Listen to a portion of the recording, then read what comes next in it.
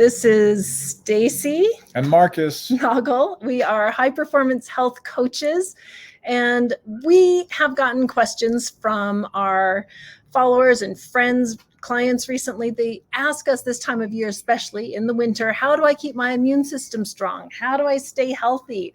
You don't want to get sick during the holidays, especially because it's a time where we tend to overindulge and maybe have a little too much sugar or those foods that aren't that great for us. So what can we do to balance it out and stay healthy for the holidays? So that's what we're going to talk about with you today. I want to remind you that this is information. This is not health advice, but this is information and education. You know your body best, so make informed, great decisions for yourself. And if you do have issues, make sure you consult your healthcare professionals. Exactly. And we're healthcare professionals, so you can work with us if you have questions or you want to know more about high performance health or the topics that we are discussing today. So we're going to give you 3 food tips about how to boost your immune system and stay healthy through the holidays. So I guess I'll start. There are a couple of different ways to stay healthy during the holidays. One of those is to prevent illness, and we love to be on the side of preventative health care because it means that you have no downtime, you feel great, and you can just keep rolling. And the second is, what do you do if you do have a cold already? So we're going to talk a little bit about both of those. And I think for both prevention and acute intervention when you have an issue, the top advice we would give is eat across a broad range of fruits and vegetables in a whole food plant-based diet. I think we're very fortunate with our 2 sons, our soon to be 12-year-old this week, and 8-year-old, they have seldom been sick in their life. And whether that's been living in Guatemala or living in the United States or now living here in Ecuador, being exposed to a broad range of pathogens and bacteria and fungal and viral inputs, they've really hardly been sick at all. And I think, the best strategy that you can have is to avoid illness as much as possible. It's inevitable in some cases for us to get sick from time to time, but eating across a broad range of fruits and vegetables and a whole food plant-based diet really is the best step that you can take towards preventing a number of situations that might make you feel ill at any time of year, but most especially during the colder inner time of the year, especially in North America right now. Yes, clean eating is the number one way to keep your body healthy and your immune system strong. We're not going to go into great detail with you today like we do with our clients. 3 tips. Yeah, we're just going to do 3 tips.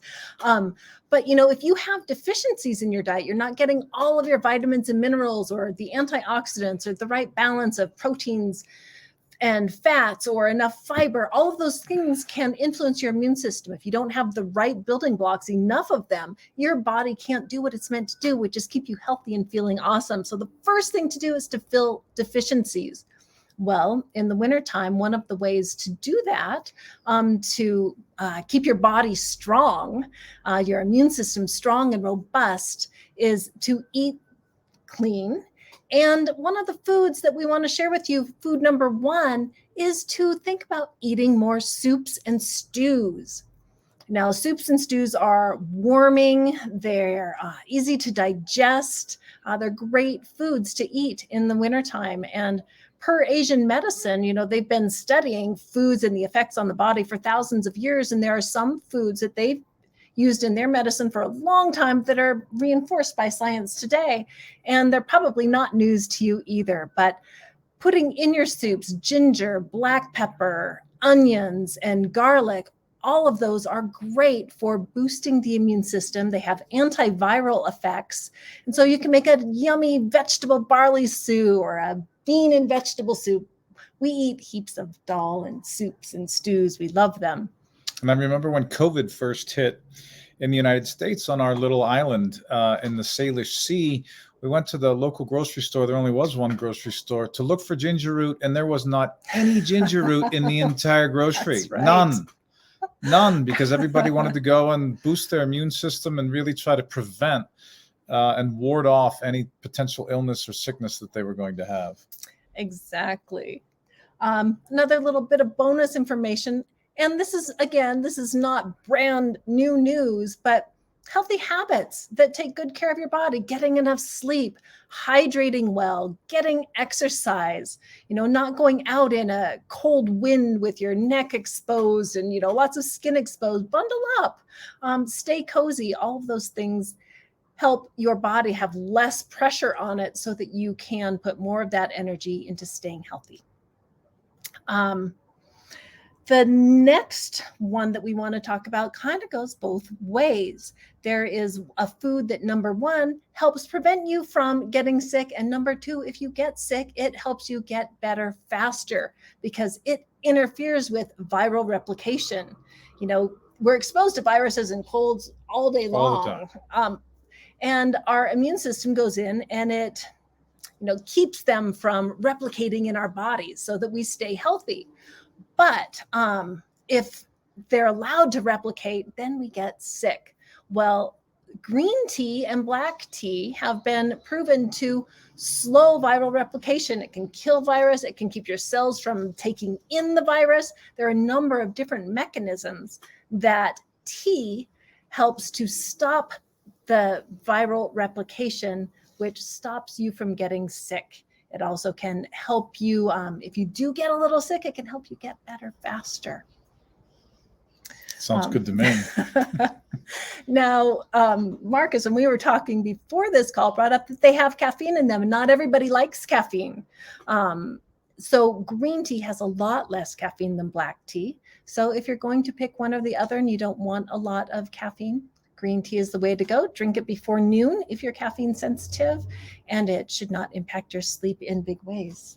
And if I didn't want green tea or black tea, is there any other tea that might be good for me? There's a white tea that's very high in antioxidants. It has a very light flavor, and you don't want to cook it too hot or it'll taste bitter. And there's also pu'er teas, which are a specialty tea from China. They're a fermented tea. So they have the antiviral effects. Plus, they're super good for your digestion, help you lose weight, lower cholesterol.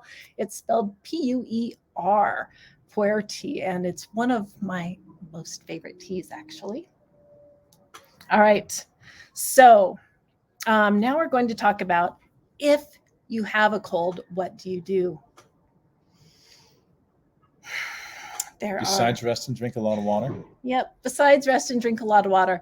The key, which at least I'm not very good at, is to catch it early. We are busy and we kind of just keep going no matter what's happening in our lives. But if you catch it early before there's a lot of viral replication in the body, you have a lot better chance of slowing it down, stopping it, and minimizing your symptoms when you're getting a cold.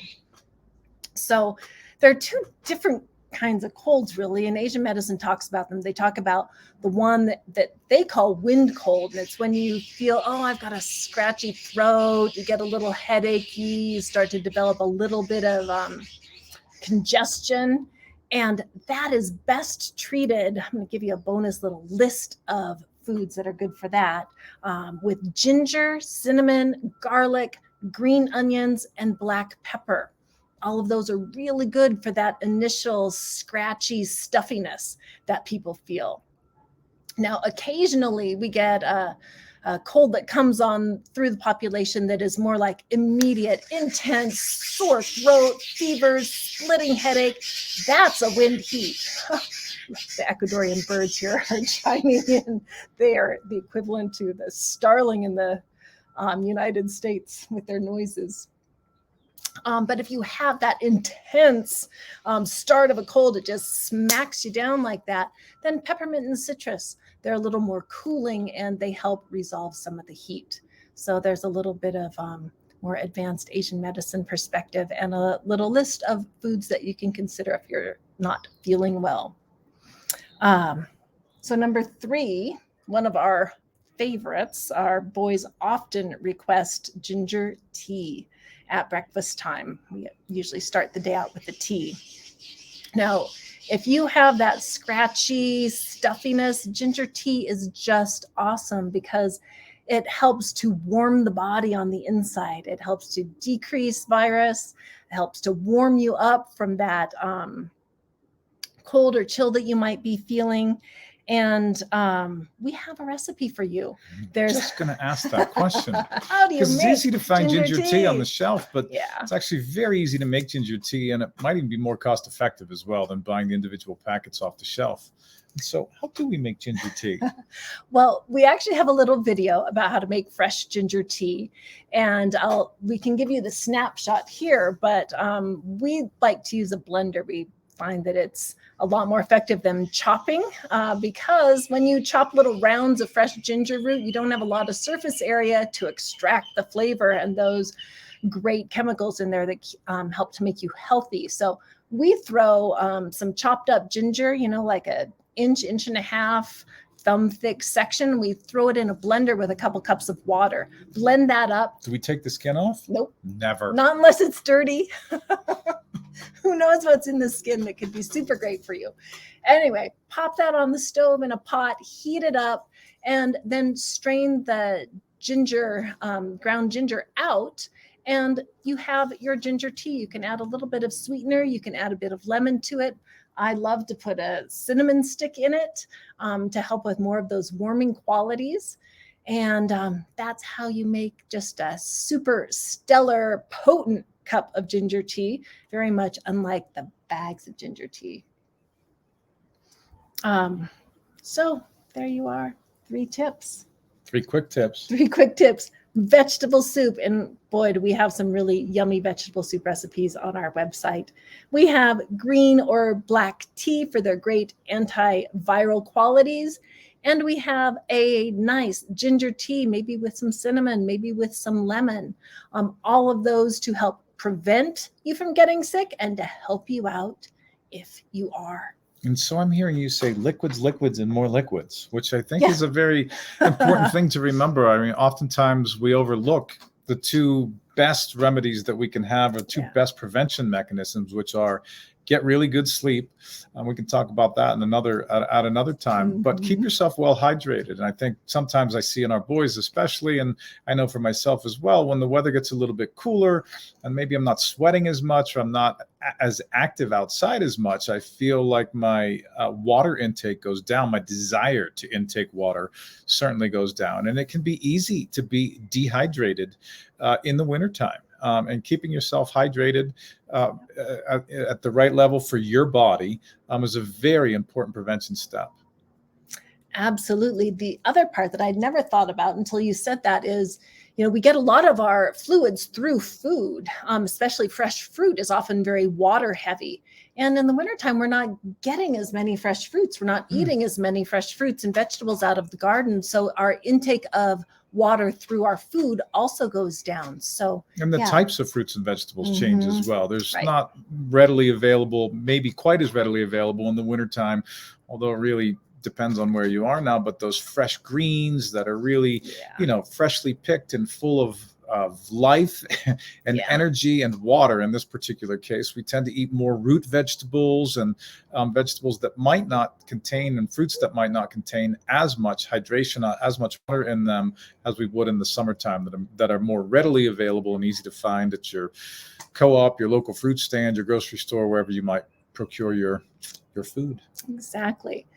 Well, thank you so much for being here. We're Stacy and Marcus. We're high performance health coaches, and we help excellence-driven people and their families use food as fuel for their success. So if you have any questions, feel free to reach out. We would love to have your comments down below. Tell us what your number 1 takeaway was, or if you have another remedy that has just saved you from getting colds or helped you heal fast, let us know. We're always eager to learn more and do a bit of research into the science behind it. And we'd love to hear your thoughts.